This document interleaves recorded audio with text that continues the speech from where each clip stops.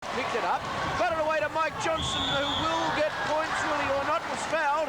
Johnson's hit the ground pretty hard there. Helped back up by the big American player, Dyer. And timeout is called now by the Melbourne bench. They lead 58-52. 8 minutes and 17 seconds remaining in the third quarter. Around about the 7-foot-tall mark, this bloke.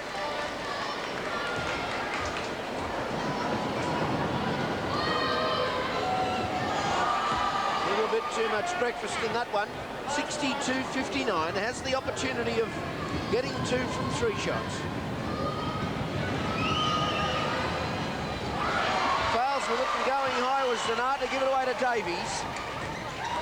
Inside Gaze, the palm off on Andrew Gaze.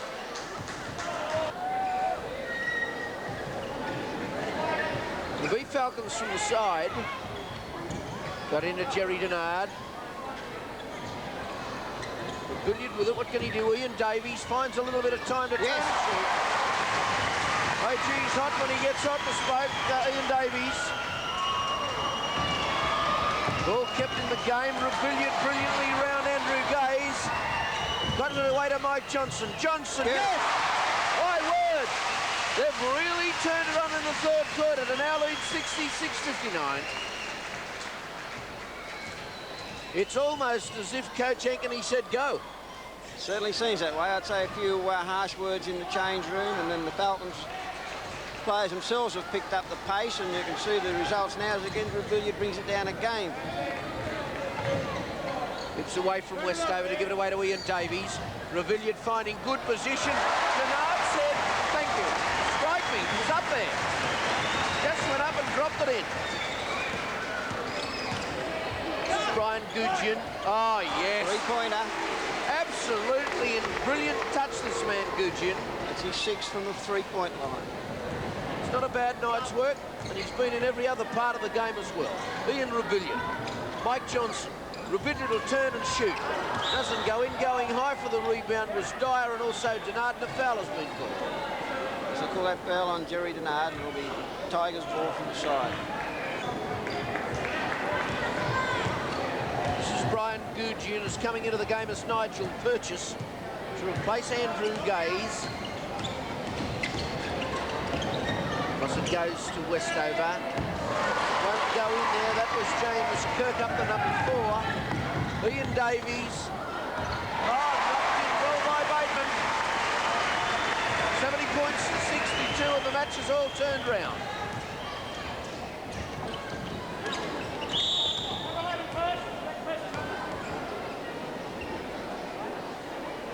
Foul called Johnson. Mike Johnson's first foul. Is a great pass.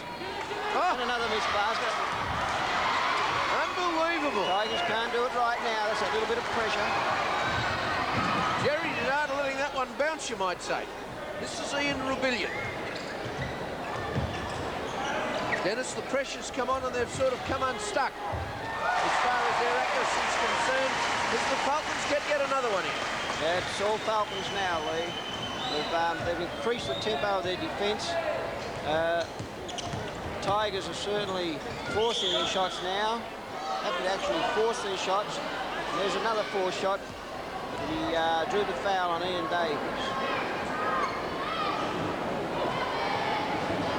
Gudgeon is like a machine. He's knocked in 6, I think it is, from the three-point line. And look at that. It'll look too easy from that charity line for this man.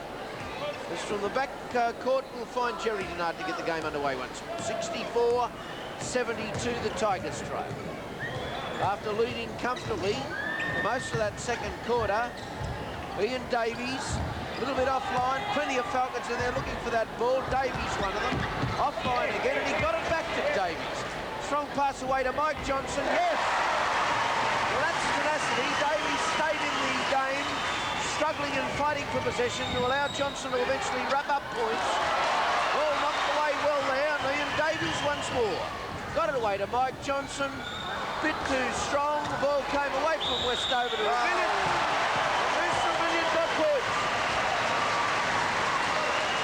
And he'll go to the line for a three-point play as he was fouled in the process of shooting. Ian Revilliard.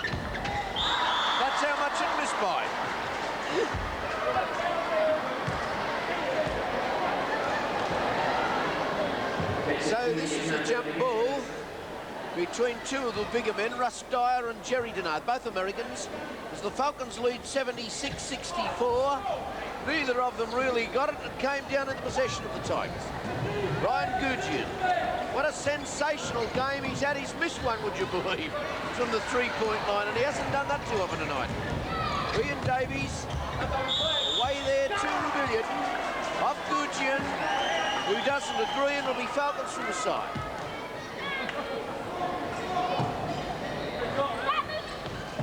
Jerry Denard, the one over the top to Bateman. Bateman in position to score points. 78-64, and by gee, the turnaround, despite the fact that it was a little predictable on previous form, has been nothing short of quite amazing. Look at this. Dungaroo! The crowd love that. So does Denard, but he doesn't, Lindsay Gaze. He thinks that's very ordinary. Gee, he must be shattered as a coach, Dennis. You know the feeling. Yes, there's not much he can do. It's all Falcons. All Falcons this quarter. Dyer struggles back in to regain possession, but you wouldn't believe it, they just will not go in. Look at this. Michael Johnson. It's amazing how luck, if that's what it is the pressure, as Dennis explained, of the defence of the Falcons, but it just will not go in for the Melbourne side. It's going in plenty for the Falcons. 82-64 as they've fair dinkum bolted the Newcastle high-flying Falcons. Ian Rebellion. Michael Johnson, thank you. I guess a cynic could suggest they got the money on at half-time. Well, it seems that way. It's some brilliant basketball out there by the five players. Falcons, another great pass by Johnson, and another dunk. Jimmy Bateman. Wowee! Good heaven's sake! If there were stewards in this game, the Falcons would get to life, I think. Have they come alive since half-time? 86-64. And the Melbourne boys must be wondering what happened. Substitutions all around from the Tigers. Number 10, Andrew Gaze. 86-64, the Falcons now lead the Melbourne Tigers.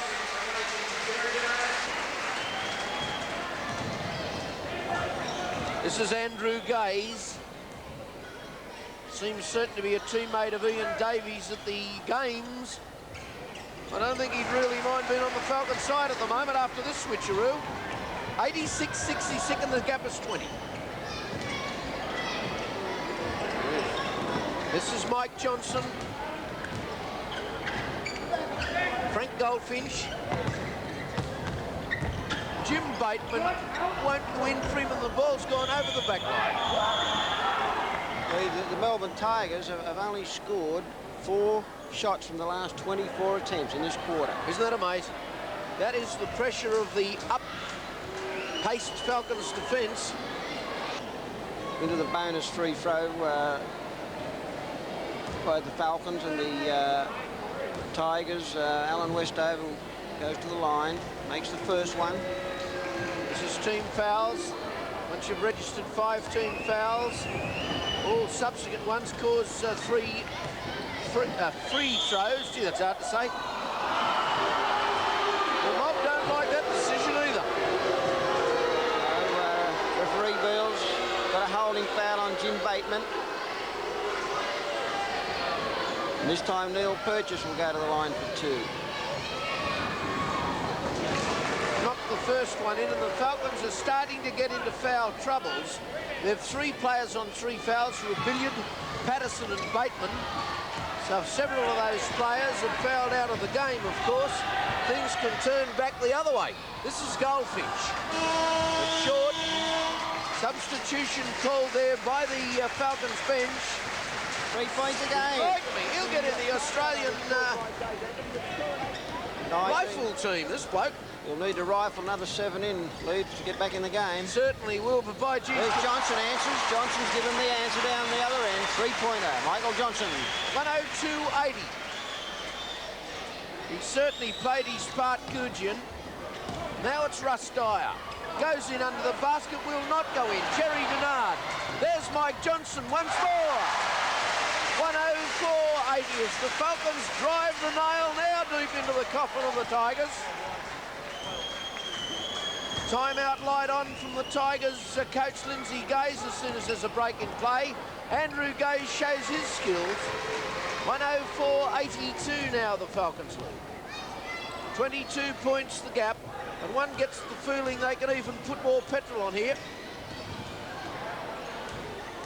Rebilliard goes through there, round the corner to Bateman, another beautiful pass. Beautiful pass. Unfortunately, travel has been called on Bateman. Timeout called, 104.82, the Falcons lead. 6 minutes 35 remains in the game. So we come down here and we don't make the play down there, and it's not a contest. Well, then we're doing wind sprints up and down the floor. It's a very physically demanding exercise. We can't play that sort of game. We've got to be more subtle what we're doing. Come down, turn it over a couple of times, and then make them play, because we're running up and down this much here. We've got to turn it over down here and play more offense and less defense. Your man is well. I don't want you helping out off anyone. Don't help out off anyone. Just stay with your man. On the break, I'm just going to go to him. Yeah, but even so, just stay with your man. Don't worry about helping out.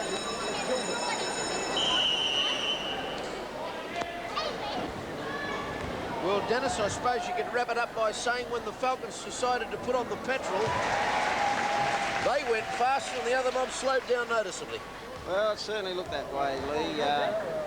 It's that third quarter again. The Falcons came out full of fire.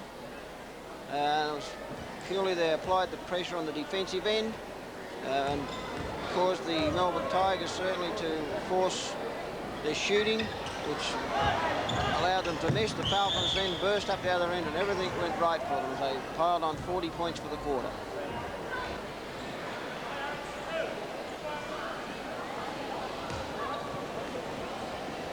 From the light now, Nigel Purchase. 111.92. Purchase once more.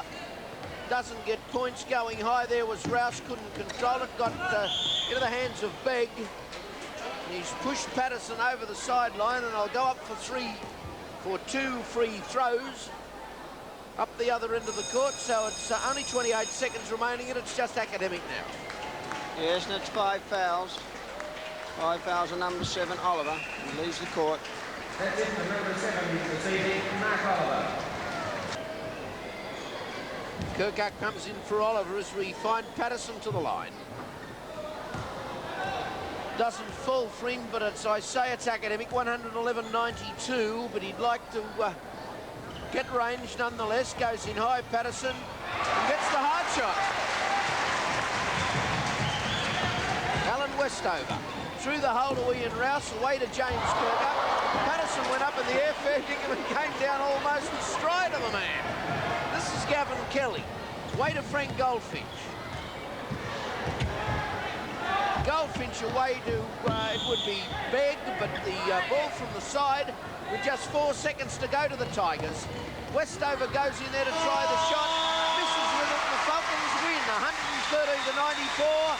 And Coburg the big timers next week. Wow, what a turnaround. And after that blistering third quarter, Newcastle completely dominated the remainder of the match and ran out winners 113-94. Mike Johnson, one of those purple patch games, 41 points, the man of the match award. After the game, I asked him, had he had second thoughts now about pulling out of that Olympic squad? Not really, Lee. I thought about it a lot before I did it, so that has that doesn't change my mind at all. I was just happy to play a good game in front of the home crowd and finally get back a little bit of shooting form. You certainly did. That was my next question. 1 week you seemed quiet. Next week, a very, very hot performance. And tonight was one of those nights.